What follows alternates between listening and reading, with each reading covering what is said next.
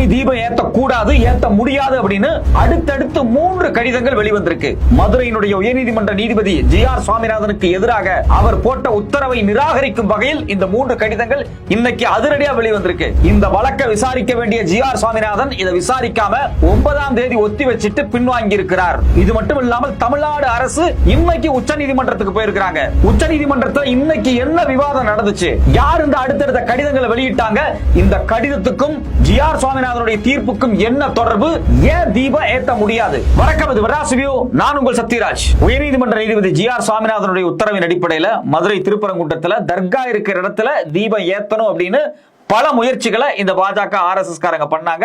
அது ஒரு மிகப்பெரிய தோல்வியாக போய் முடிந்தது. தமிழ்நாடு அரசும் மாவட்ட கலெக்டரும் எஸ்பியும் ஒட்டுமொத்தமாக இந்த ஆர்எஸ்எஸ் சங்கிகளை உள்ளேயே விடல.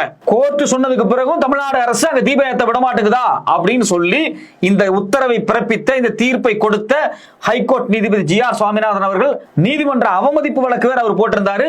அதையும் தமிழ்நாடு அரசு பெருசா பொருட்படுத்தவே இல்லை. 3ஆம் தேதி கார்த்திகை தீபத்தன்னைக்கு அந்த விளக்கு ஏத்த இவங்க முயற்சி பண்ணாங்க. தமிழ்நாடு அரசு தடுத்துருச்சு.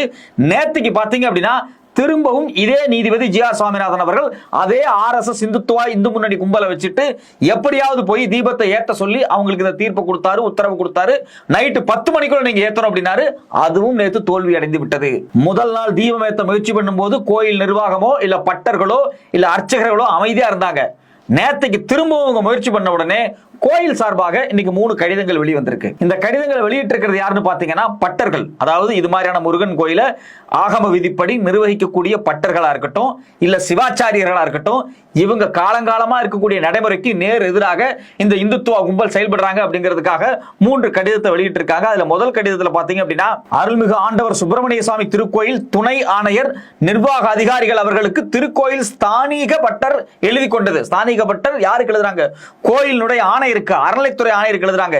இந்த ஆண்டு 3/12/2025 புதன்கிழமை என்று மாலை 6 மணி அளவில் இத்திருக்கோவில் வழக்கப்படி திருக்கோவிலுக்குள் பாலதீபம் ஏற்றிய உடன் அதே நேரத்தில் வழக்கமாக ஏற்றக்கூடிய உச்சிப்பிள்ளையார் கோவிலில் தீப மண்டபத்தில் தீபம் ஏற்றப்பட்டு பின் சுவாமி புறப்பாடாகி 16 கால் மண்டபம் எதிரே உள்ள இடத்தில் சொக்கமானேற்றி சுவாமிக்கு ரசை சாட்டப்பட்டது என்ற விவரத்தினை இதன் மூலம் தெரிவித்துக் கொள்கிறோம் அப்படின்னு ஒரு கடிதத்தில் எழுதிட்டு கடைசியா ஒரு வரியை, மிக முக்கியமான வரியை சேர்த்திருக்கிறாங்க.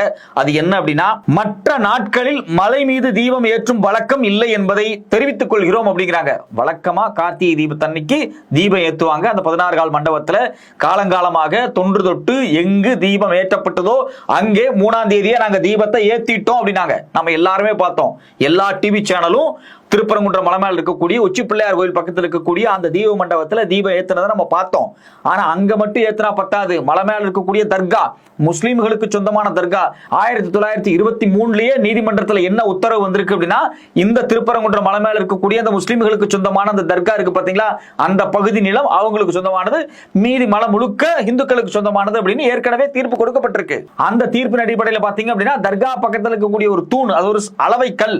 ஆனா அந்த அளவை கல் மேல அந்த முஸ்லிம்களுக்கு சொந்தமான பகுதியில் போய் நான் தீபம் ஏற்றுவேன் அப்படின்னு இந்த ஆர்எஸ்எஸ் இந்துத்துவ கும்பல் முயற்சி பண்றாங்க. அது தடுக்கப்படுது. அடுத்த நாள் நேத்துக்கு போய் முயற்சி பண்றாங்க. அதைத்தான் இந்த கடிதத்தில் சொல்ல வர்றாரு, தம்பி கார்த்திகை தீபத்தன்னைக்கு மட்டும்தான் ஏத்தணும், அடுத்த நாள்லாம் ஏத்தக்கூடாது, அது ஆகமத்துக்கெல்லாம் செட் ஆகாது அப்படின்னு சொல்லி ரொம்ப தெளிவாக ஸ்தானிக பட்டர் இந்த கடிதத்தை எழுதுறாரு. யாருக்கு எழுதுறாரு? அறநிலைத்துறை ஆணையருக்கு சொல்றாரு. எப்பா நாங்க எங்க வேலையை பர்ஃபெக்டா செஞ்சுட்டோம், இவங்க ஏதோ முயற்சி பண்றாங்க, அதுக்கு எங்களுக்கு சம்பந்தம் இல்லை அப்படின்னு சொல்லி பாணிகப்பட்டர் தெளிவா சொல்றாரு. அதை விட இன்னொரு முக்கியமான கடிதம் வெளியே வந்திருக்கு. ஸ்ரீ பாகம் பிரியாள் உடனுரை ஸ்ரீ சங்கரேஸ்வரர் திருக்கோயில் பிரதான அர்ச்சகர் சிவகாம ரத்னம் ஸ்ரீ ரா செல்லம்பட்டர் கல்யாண சுந்தர சிவாச்சாரியார் எழுதிக்கிறது. அவர் என்ன சொல்றாரு? அதே கருத்தான் சொல்றாரு. திருக்கார்த்திகை தீபம் ஏற்றுவது தொடர்பாக சிவாமங்களில் திருக்கார்த்திகை தீப திருவிழாவானது விசேஷமான முறையில் சொல்லப்பட்டிருக்கின்றது. அத்தகைய திருக்கார்த்திகை அன்று திருவாசகங்களுடன் கூடிய தீபத்தை திருக்கோயில் கோபுரங்கள், மண்டபங்கள், பிரகாரங்கள், திருக்கோயில் சமீபத்தில் உள்ள மலைகள், கிரிவல பாதைகள் ஆகிய இடங்களில் தீபம் ஏற்றுவது சிறந்த பலன்களாக அமைகின்றது. மேலும் கார்த்திகை மாதம் வருகின்ற கார்த்திகை நட்சத்திரத்திலோ அல்லது பௌர்ணமியிலோ தீபம் ஏற்றுவது உத்தர காமிகாமத்தில் கூறப்பட்டுள்ளது. இதர நாட்களில் செயல்படுவது விசேடமாக சொல்லப்படவில்லை என்பதை தெரிவித்துக் கொள்கிறோம். யாரு? சிவாச்சாரியார் எழுதியிருக்காரு. அவரும் பட்டர் தான், அவரும் அந்த கோயில்கள் நிர்வாகி தான். அவர் என்ன சொல்றாரு அப்படின்னா, இங்க பாருங்க, கார்த்திகை தீபத்தன்னைக்கு ஏன் ஏத்தணும், என்ன விசேஷம் அப்படிங்கிறது உறுதியா இருக்கு. அது காலங்காலமா பின்பற்றக்கூடிய நடைமுறை. மத்த நாள்ல ஏத்தக்கூடாது அப்படின்னு சொல்றாங்க. அப்ப இங்க ஆகம விதியை மீறது யாரு?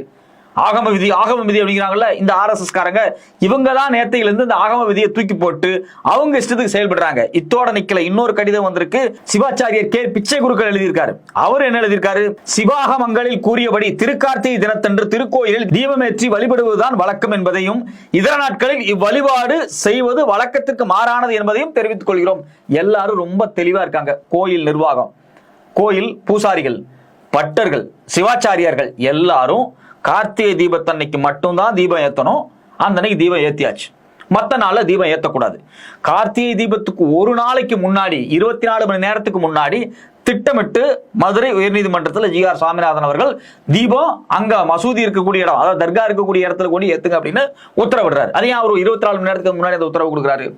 உத்தரவு கொடுக்கணும்னு நினைச்சிருந்தா 1 மாசமோ 2 மாசத்துக்கு முன்னாடி உத்தரவு கொடுத்துருக்கலாம்ல. அடுத்த மாசம் கார்த்திகை தீபம் வருதுப்பா, மசூதிக்கு பக்கத்துல, அந்த தர்காவுக்கு பக்கத்துல கூடிய தூண்ல அது வந்து தீபத்தூண் தான்ப்பா, நீங்க அங்க போய் ஏத்துங்கப்பான்னு கொடுத்திருந்தா தமிழ்நாடு அரசு உச்ச நீதிமன்றத்துக்கு போயிருக்கும். இதை வந்து ஒட்டுமொத்தமாக இல்லாம முடிச்சிருப்பாங்க. ஆனா 24 மணி நேரத்துக்கு முன்னாடி கொடுத்தா எப்படி இருந்தாலும் இவங்க தீபத்தை ஏத்தி ஆகணும். இல்லன்னா அது கண்டெம்ட் ஆஃப் தி கோர்ட்டா மாறிடும். ஒரு தடவை தீபத்தை ஏத்திட்டா அதுக்கப்புறம் யாரும் தடுக்க முடியாது. எப்படியாவது தீபத்தை ஏத்தி வச்சிடணும் அப்படின்னு ஜி.ஆர். சுவாமிநாதன் அவர்கள் இந்த ஆர்எஸ்எஸ் இந்துத்துவா குழுக்களோட சேர்ந்துட்டு 24 மணி நேரத்துக்கு முன்னாடி தீர்ப்பு கொடுக்குறாரு.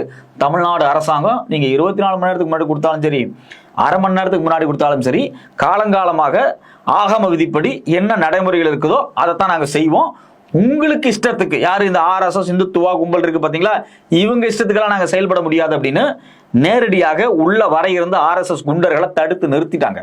கலெக்டர் சொல்லிட்டாரு, எஸ்பின்னு சொல்லிட்டாரு, எல்லாத்தையும் கைது பண்ணி உள்ள பிடிச்சு போட்டாங்க. ஆனா திரும்பவும் இதே வேலையை அவங்க செய்யறாங்க. இன்னைக்கு தமிழ்நாடு அரசாங்கம் உச்சநீதிமன்றத்துக்கு போயிருக்காங்க. உச்சநீதிமன்றத்தில் தமிழ்நாடு அரசாங்கம் ரொம்ப தெளிவா என்ன சொல்றாங்க அப்படின்னா, 1996 இந்த பிரச்சனை உருவாகுது. பாபர் மசூதி இடிச்சதுக்கு பிறகு இந்த விஸ்வ இந்து பரிஷத் அமைப்பு இருக்கு பாத்தீங்களா, இந்தியாவில் 30,000 கோயில் இடிக்கப்பட்டு அதுக்கு மேல மசூதி தர்கா எல்லாம் கட்டப்பட்டிருக்கு. அதெல்லாம் நாங்க மீட்டெடுக்கிறோம் அப்படின்னு சொல்லி ஒரு குழு செயல்பட்டுக்கிட்டு இருக்கு. இந்த ஆர்எஸ்எஸ் அமைப்பினுடைய, பாஜகவினுடைய தாய் அமைப்பான இந்துத்துவ அமைப்பினுடைய கோயில் சார்ந்த விடயங்களை மட்டுமே டீல் பண்ணக்கூடிய அமைப்பு விஹெச்பி, விஸ்வ இந்து பரிஷத். இந்த அமைப்பு ஒரு பெரிய பட்டியலை வெளியிட்டு இருக்கு. இந்தியா முழுக்க 30,000க்கும் அதிகமான கோயில்கள், இந்த கோயில்கள் இடிக்கப்பட்டு தான் மசூதி கட்டுச்சுன்னா ஒரு கதை சொல்றான். இதை எல்லாத்தையும் நாங்க திருப்பி எடுப்போங்கிறான். ஒரு அயோத்தி அல்ல, இந்தியா முழுக்க கலவரத்தை தோன்றதுக்கு விஹெச்பி அஜெண்டா வச்சிருக்கான். அப்படி தமிழ்நாட்டுக்கு ஒரு பெரிய பட்டியல் வச்சிருக்கான். தமிழ்நாட்டில் எங்கெங்கெல்லாம் மசூதி இருக்கு, தர்கா இருக்கு, அதை எடுக்கணும் அப்படின்னு. அதுல இந்த திருப்பரங்குன்றம் மலை மேல இருக்கக்கூடிய தர்காவையும் இணைச்சிருக்காங்க. அந்த பட்டியலை நீங்க எடுத்து படிச்சு பார்த்தாலே தெரியும். சப்ரங் அப்படிங்கக்கூடிய பத்திரிகை இந்த விஹெச்பியினுடைய ஆவணத்தையே வெளியிட்டு இருக்காங்க.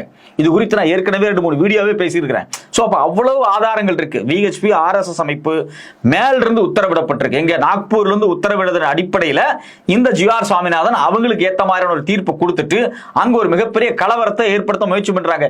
நீதிமன்றத்தில் நீதிபதி கேட்கிறார், ஒரு நாள் தீபம் ஏத்தினா என்ன பிரச்சனை ஆயிருப்போது அப்படிங்கிறாரு. ஒரு நாள் தீபம் ஏத்தினா என்ன பிரச்சனை ஆகும்? இதேதான் பாபர் மசூதிக்கு நடந்துச்சு. ஒரே ஒரு நாள் இரவு என்ன பண்ணாங்க, நைட்டோட நைட்டாக அந்த பாபர் மசூதிக்குள்ள போய் ராமர் சிலை வச்சுட்டு வெளியே வந்துட்டாங்க.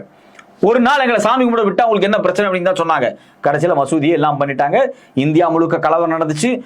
ஆயிரக்கணக்கான உயிர்கள் கொல்லப்பட்டுச்சு. லட்சக்கணக்கான பேர் சொத்தை இழந்தார்கள், குழந்தைகள் கொன்னார்கள், பெண்கள் கொல்லப்பட்டார்கள். இதே நிலைமை தான் நாளைக்கும். ஒரு நாள் தீபம் ஏத்திரன் அனுப்பும் போது நாளைக்கு என்ன ஆகும்? ஒரு மிகப்பெரிய கலவரத்தை பண்ணி தர்காவை தாக்கி அதுல இந்து முஸ்லிம்களுக்குள்ள கலவரத்தை உருவாக்கி இதுல குளிர்காயறதுக்காக இந்த பாஜக முயற்சி பண்ணது. இதுக்கு ஏத்த மாதிரி ஜி.ஆர். சுவாமிநாதன் தீர்ப்பு கொடுக்கிறார். நேற்றுக்கு நீதிமன்றத்தில் நீதிபதி கேட்டதே நமக்கு ரொம்ப அதிர்ச்சியா இருக்கு. ஒரு நாள் போய் தீபம் ஏத்தினா என்ன ஆகும் அப்படின்னு. ஒரு நாள் போய் கோழி ஆடு கிடா வெட்டினா விட்டுருவாங்களா? அவங்க விடமாட்டாங்கல்ல. அதே மாதிரிதான் விஷயம். சோ அப்போ ஏன் எதுக்காக தொடர்ச்சியாக மதுரையை மையமாக வச்சு இந்த வேலை அங்க நடந்துகிட்டு இருக்கு அப்படின்னா, பூனேவில் இருக்கக்கூடிய ஆர்எஸ்எஸ் தலைமையகம், விஸ்வ இந்து பரிஷத் அமைப்பினுடைய தலைமை, இவங்க எல்லாத்துக்கும் ஒரு பெரிய அஜெண்டா இருக்கு. என்ன அஜெண்டானா, இந்தியா முழுக்க இருக்கக்கூடிய இஸ்லாமிய வழிபாட்டு இடங்களை நீக்கணும், அதை ஒண்ணு இல்லாம உடைக்கணும், காலி பண்ணணும் அப்படிங்கறத அவங்களுடைய அஜெண்டா. அதை மையமா வச்சு இந்தியா முழுக்க நம்ம ஆட்சி அதிகாரத்தை பிடிச்சிடலாம். எப்படி வட இந்தியாவில் பாத்தீங்க அப்படின்னா ராமர் கோயிலை மையமாக வச்சு பாபர் மசூதி இடிச்சு ஒரு கலவரத்தை பண்ணி பாஜக தன்னுடைய எஸ்டாப்ளிஷ்மெண்ட்டை காமிச்சு அதுக்கு பிறகுதான் ராஜஸ்தான், மத்திய பிரதேச, குஜராத் மாதிரியான மாநிலங்கள்ல கடந்த 25 ஆண்டுகளாக அவங்க ஆட்சி பண்ணிட்டு வர்றாங்க. கடந்த 25 வருஷமா நீ ராஜஸ்தான்ல இருக்கீங்க, மத்திய பிரதேச இருக்கீங்க. அங்க எவனுக்கு வேலை கிடைக்காம ஊர் ஊரா அலைஞ்சுக்கிட்டு இருக்கான். அதை பத்தி எல்லாம் பொருட்படுத்தல யாரு அப்படின்னா இந்த பாஜக காரங்க. நாங்க இந்த கோயிலை எடுப்போம், நாங்க அந்த மசூதி இடிப்போம், இதே வேலையா தெரிஞ்சுக்கிட்டு இருக்காங்க. ஆனா அதெல்லாம் தமிழ்நாட்டுக்கு ஒத்து வராது. தமிழ்நாடு முதலமைச்சர் தெளிவா இன்னைக்கு காலையில ஒரு ட்விட் போட்டிருக்காரு. இங்க பாருங்க, மதுரைக்கு நீங்க மெட்ரோ தரல, எய்ம்ஸ் வரல, மதுரைக்கு பொருளாதார வளர்ச்சிக்கு, உற்பத்தி வளர்ச்சிக்கு, சர்வீஸ் துறைக்கு நிறைய ஸ்பெஷல் எக்கனாமிக் ஜோன் உருவாக்கப்படணும், பொருளாதார வளர்ச்சி ஏற்படுத்தணும். இதை பார்க்காம இஷ்டத்துக்கு மத கலவரத்தை தூண்ட முயற்சி பண்றாங்க அப்படிங்கறத வேற வேற டோன்ல தமிழ்நாடு முதலமைச்சர் ரொம்ப அழகா இன்னைக்கு காலைல ஒரு ட்விட் போட்டிருந்தாரு. அந்த ட்விட்ல ரொம்ப அழகா சொல்றாரு, மாமதுரைக்கு தேவை வளர்ச்சி அரசியலா அல்லது டாட் டாட் டாட் அரசியலா. அந்த டாட் டாட்னா வேற ஒண்ணும் இல்ல, வளர்ச்சி அரசியலா வன்முறை அரசியலா மக்கள் முடிவு செய்வார்கள். மெட்ரோ ரயில், எய்ம்ஸ், புதிய தொழிற்சாலைகள் அண்டு வேலைவாய்ப்புகள், இவைதான் மாமதுரையின் வளர்ச்சிக்காக அங்கு வாழும் மக்கள் கேட்பது. மதுரை வளரணும் என்ன பண்ணணும்? தர்கா இல்லாம போயிடுச்சா மதுரை வளர்ந்துருமா? மதுரை மக்கள்லாம் ரொம்ப செழிப்பாயிர முடியுமா? மதுரைக்கு எய்ம்ஸ் வேணும், இன்னும் அட்வான்ஸ்டான பொருளாதார உற்பத்தி கொண்ட நவீன நிறுவனங்கள் அங்கு உருவாக்கப்படணும், மெட்ரோ ரயில் வரணும், அங்க பொருளாதார உற்பத்தி வளரணும். தமிழ்நாட்டில் சென்னையை நோக்கி ஏன் சவுத்துல இருந்து வரணும்? மதுரையவே ஒரு மிகப்பெரிய பொருளாதார ஹப்பா மாத்தினா மக்கள் அவ்வளவு தூரம் டிராவல் பண்ண வேண்டியது இருக்காது. மதுரையிலேயே ஒரு பொருளாதார வளர்ச்சி கிடைக்கும். சென்னையில சம்பாதிக்கிறத மதுரையிலே சம்பாரிச்சு போறாங்க. இது மாதிரி ஒரு ஆல்டர்னேட் எக்கனாமியை நோக்கி நகர்றது தான் மதுரையினுடைய வளர்ச்சிக்கான விஷயமா இருக்கும். அதைத்தான் மையமா வச்சு தமிழ்நாடு அரசு செஞ்சுக்கிட்டு இருக்காங்க. தர்காவை எடுத்துட்டா உடனே மதுரை செழிப்பாயிருமான்னு கேட்கிறேன். ஏன் எதுக்காக தேவையில்லாம இது மாதிரியான அரசியல் நீங்க பண்ணிட்டு இருக்கீங்க அப்படிங்கறதா ரொம்ப அழகா தமிழ்நாடு முதலமைச்சர் வந்து தெளிவா சொல்லியிருக்காரு. இது ரொம்ப முக்கியமான விஷயம் என்ன அப்படின்னா, இந்த மசூதியை இந்த தர்காவை வச்சு ஏற்கனவே 1996 ஒரு பஞ்சாயத்து வந்துச்சு. அன்னைக்கே நீதிமன்றத்துக்கு போனாங்க. அப்ப நீதிமன்றம் தெளிவா 3 விஷயம் தீர்ப்பா கொடுத்தாங்க. ஒன்னு, கோயில் நிர்வாகத்தை தவிர வேறு யாரும் தீபம் ஏற்ற அனுமதிக்க முடியாதுன்னுட்டாங்க. கிடையாது, கோயில் மட்டும்தான் போய் தீபம் ஏற்றணும். கோயில் மட்டும்தான் போய் தீபம் ஏற்றணும் அப்படின்னா எதுக்காக ஜிஆர் சுவாமிநாதன் அவர்கள் அந்த மனு போட்ட இந்துத்துவா, இந்து முன்னணி, RSS காரங்க போய் தீபம் ஏற்றலான்னு அனுமதிச்சாரு? 10 பேர் போய் தீபம் ஏற்றுன்னு சொன்னாரு. அது நியாயமா? ஏற்கனவே தீர்ப்பு ரொம்ப தெளிவா இருக்கு. ஒரு மலை மேல ஒரு கோயில்ல நீங்க தீபம் ஏற்றணும்னா கோயில் நிர்வாகத்துக்காரங்க தான் போகணும், அறநிலைத்துறை சார்ந்தவங்க தான் போகணும். ஆனா இவங்கெல்லாம் யாரு? இவங்க பக்தர்கிற பேர்ல இருக்கக்கூடிய அரசியல்வாதிகள், இந்துத்துவ சக்திகள், வன்முறையாளர்கள். இவங்களை எப்படி அனுமதிச்சாங்க? இரண்டாவது முக்கியமான விஷயம், எதிர்காலத்தில் பக்தர்கள் விரும்பினால் மலையில் வேறு எங்காவது தீபம் ஏற்றிக் கொள்ளலாம். அந்த முடிவை தேவஸ்தானம் எடுக்கும். எப்போ அப்படின்னா HRNC சொல்லக்கூடிய அறநிலைத்துறையினுடைய அனுமதிக்கு பிறகு. அப்ப தீபம் ஏத்தலாம், அறநிலைத்துறையோட அனுமதிக்கு பிறகு. அப்படி தீபம் ஏற்றினாலும் இன்னொரு 3வது பாயிண்ட் சொல்றாங்க, தர்காவை மனதில் வைத்துக் கொண்டு தர்கா இருக்கக்கூடிய பகுதியில் இருந்து 75 மீட்டர் எங்கேயும் போய் தீபம் ஏற்றக்கூடாது. அது அவங்களுக்கான போர்ஷன், அவங்களோட இடம். இஸ்லாமிய மக்கள் வர்றாங்க, வணங்குறாங்க, சாமி கும்பிடுறாங்க, அண்ணன் தம்பியா பழகுறாங்க, மாமச்சனா பழகுறாங்க. அவங்க பாட்டுக்கு மலைக்கு வர்றாங்க, சாமி கும்பிடுறாங்க, போயிடுறாங்க. நாம பாட்டுக்கு இந்த பக்கம் போய் சாமி கும்பிட போயிடுறோம், அவ்வளவுதான் விஷயம். ஆனா நீங்க அந்த 75 மீட்டருக்குள்ள இருக்கக்கூடிய கல்லுல போய் நான் தீபம் ஏத்துறேன்னு சொல்றது எந்த வகையில் நியாயம்? இதை எப்போ 96லயே சொல்லிட்டாங்க. யாரு? நீதிமன்றமே சொல்லிருச்சு. 96 தீர்ப்புக்கு பிறகு மறுபடியும் சும்மா இல்ல. யாருன்னா இந்த RSS காரங்க 2014ல சுப்பிரமணியன் ஒருத்தர் வழக்கு போட்டாரு. அந்த வழக்குல என்ன நடந்துச்சு? இதே விஷயம் தான். ஜஸ்டிஸ் வேணுகோபால் தலைமையில 4/12/2014 அழகான ஒரு தீர்ப்பு கொடுத்தாங்க.